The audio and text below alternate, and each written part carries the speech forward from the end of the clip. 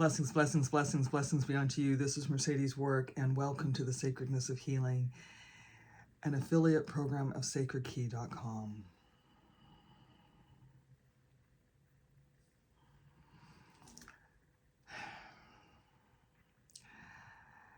The Zen Center is a Buddhist organization, and it is steeped in tradition.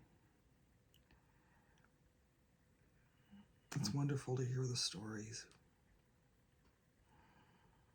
The Foundations program, the Foundations for Contemplative Care Partnership, was born out of a real-life experience when Koshin Sensei was the caregiver for his grandmother.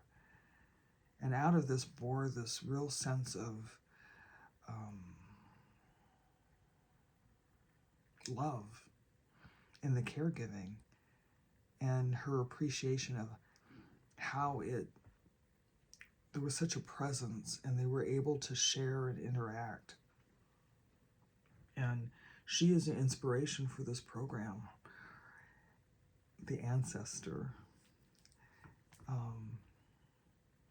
So I think it's important to take a moment to talk about some of the principles that are here as I teach, because you have choices to make. And I think the first thing is that there is a real richness of culture and diversity. Sort of one of the foundations is called the three treasures: the Buddha, the Dharma, and the Sangha. And as we were sitting over this first month of breathing deeply, we began to put some form and some juiciness into how to be inclusive and honoring the diverse nature of the people that were present. And when I say diverse, it's not also culturally, racially, gender, and belief system, right? Spirituality, religion.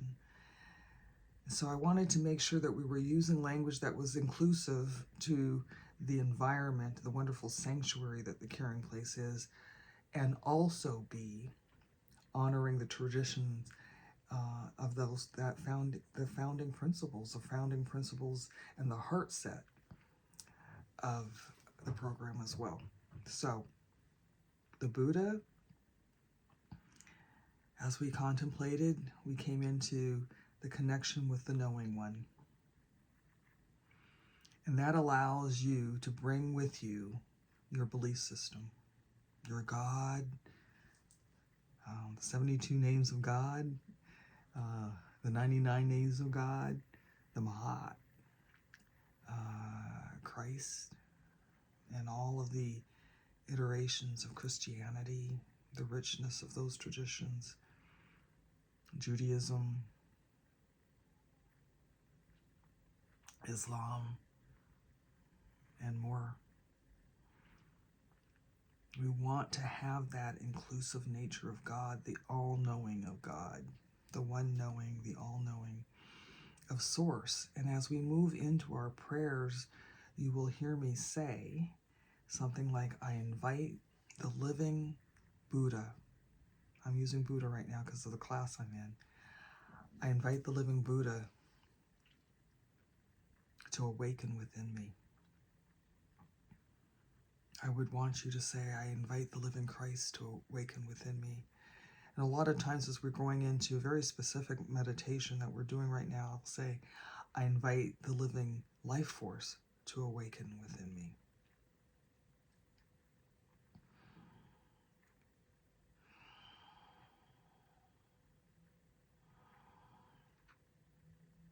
Dharma is wisdom. There is teaching, there is insight, there is guidance that is presented, knowledge that is presented. And it is in circle, in sanctuary, in communion. You'll hear me say all of those words. It is a connection to the innate wisdom. So we have Buddha, connection to the one knowing, or the knowing one, and Dharma, connection to the innate wisdom. Now, in metaphysical terms, you'll hear infinite wisdom a lot. And when I sat with it, we're sitting and we're massaging, and this is dynamic and will grow and morph and reveal. And the revelation was the innate wisdom, because in this training, in this care, we're grounding ourselves. We're keeping ourselves present and aware. We're not moving out into a body of the universe somewhere. We're staying embodied. We're very conscious and aware. And that innate wisdom flows from within us. And in my life, I call that the wisdom key, or the bubbling ups. And I say, God whispers into me. I love that. God whispers into me. And there's this knowing, and there's a peace. So even in the environments of urgency and anxiety and resource finding, we can go into that innate wisdom. We have a refuge. The Buddha is a refuge. The knowing one, right, is a refuge, a place to commune, a place to be, right, within me, as me, for me, and through me. So that innate wisdom, the wisdom key, bubbles up and comes forward and becomes the prayer. And then we have the community, the Sangha. It is the connection. It is the connection to community. It is the connection to humanity. It is the connection and the presence of being present for those who are here with us in this moment. And it is a beautiful thing. It just happened this last session, the last communion we had, where there was enough trust. There had been, we had attended 4 sessions together and gone through the practice together. And one of the ladies, we do this discernment, contemplation, being spiritual inquiry and discernment. And we were in that part of the practice, and one of the ladies said, I've been there. I am present. I see you. I'm here with you. And I'm just wondering about, I'm just curious about how you would feel. What if? And we take those wisdom keys from the communion, from the Sangha, and anyone in that Sangha can come up with the inflowing that will enhance the experience, the discovery, the exploration of somebody else in the group. We're not relying on just my sitting, my perspective, my belief system, my knowing, my expression, right? My. It becomes an expansive energy.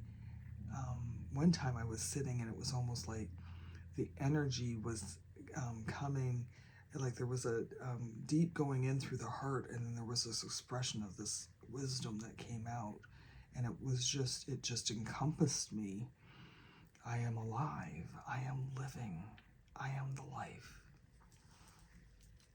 And that happened in communion with my little big sister, because I had been told that I was on my last, sort of coming down, the treatment options were winding down.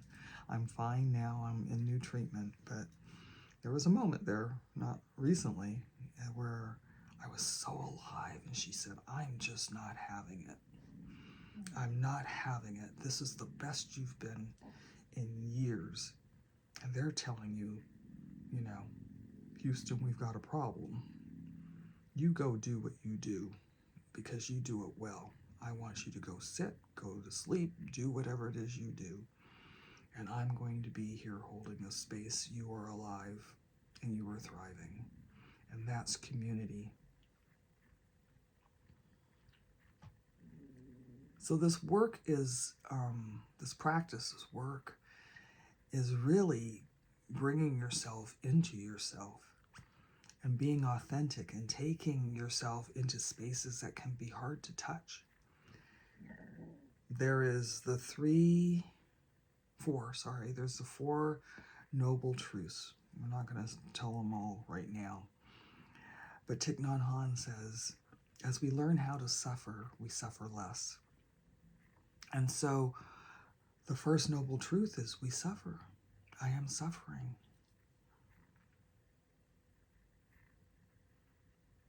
Next is, I know I am suffering. I am present with the suffering.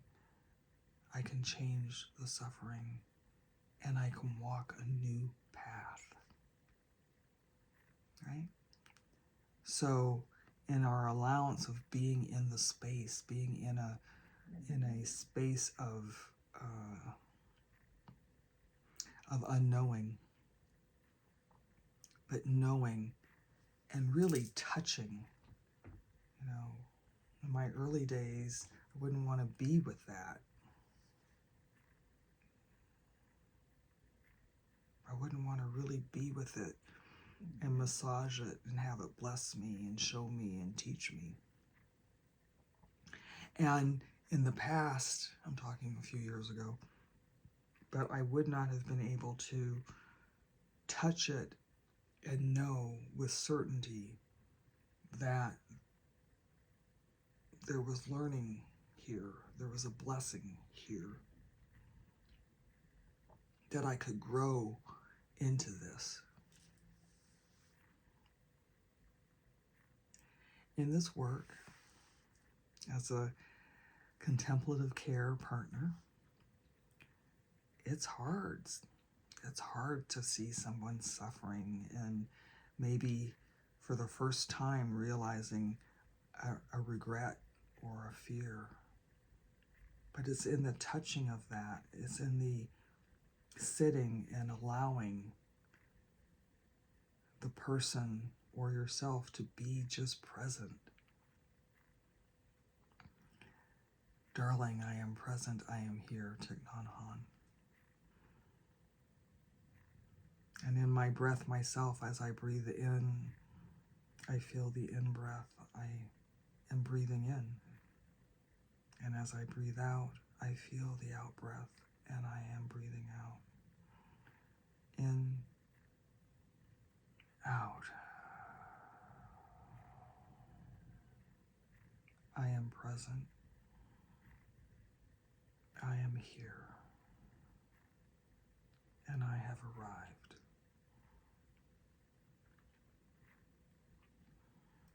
Whether it is Buddhism or the love of your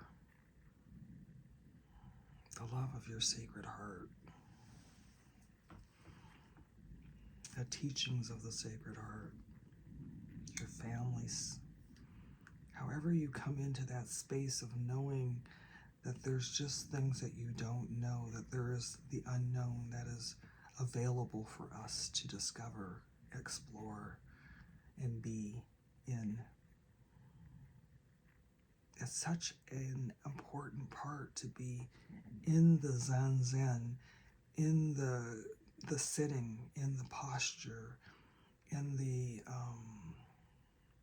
breath, the posture becomes a strength. Mindfulness and concentration becomes insight as we sit in this and honor our condition, honor our capacity. That's a big one. Oh my gosh.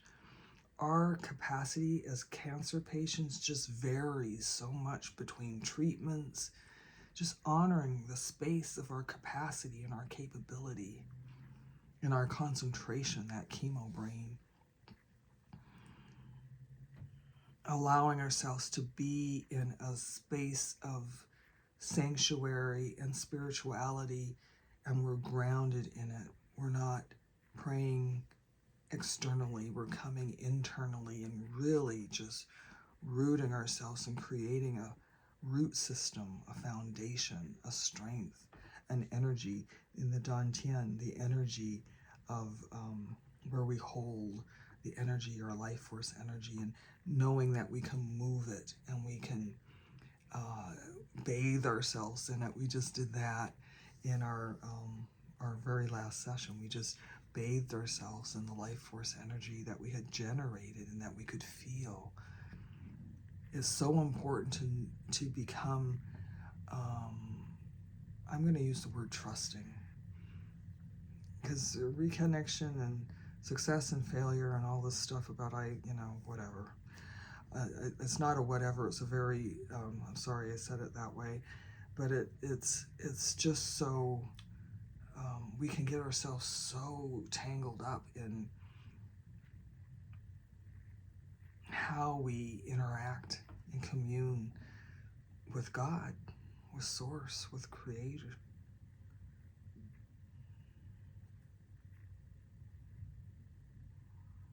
It's not a success or failure, it is a being.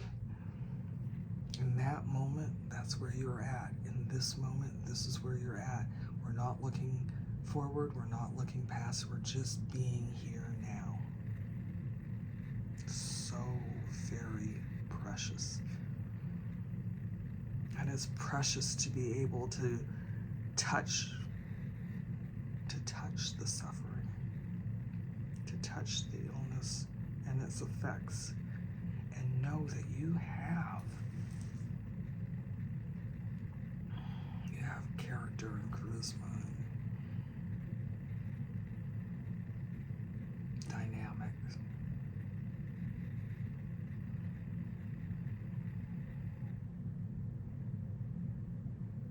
There's a distinction.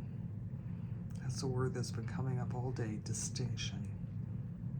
There's a presence within you.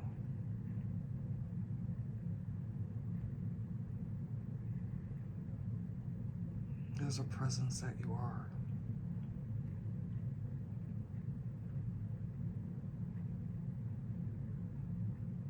So whether you're sitting at the bedside with somebody, my friend, when I was first diagnosed, he came to the hospital. He says, I love you. I'm here. I don't know what to do. Can you help me? I need you to tell me how I can help you, and I will do it. That is contemplative care partnership.